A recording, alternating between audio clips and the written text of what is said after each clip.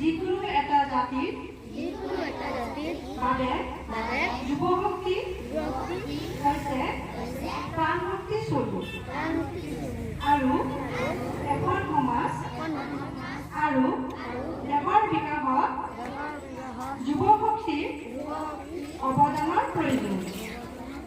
সেয়েহে এখন ড্ৰাগছমুক্ত ভাৰত নিৰ্মাণ অভিযানত সহস্ৰ যুৱকে যোগদান কৰিছে।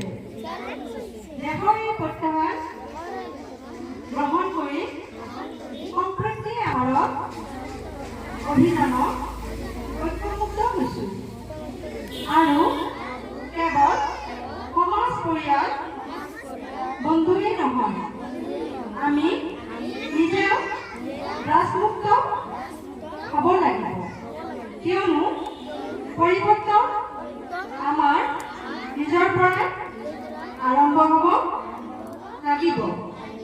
সেয়েহে আমাৰ দৰং জিলাখন আৰু অসম ৰাজ্যখনক ড্ৰাগছমুক্ত কৰিবলৈ এক দৃঢ় সংকল্পৰে ঐক্যবদ্ধ হওঁ আহক।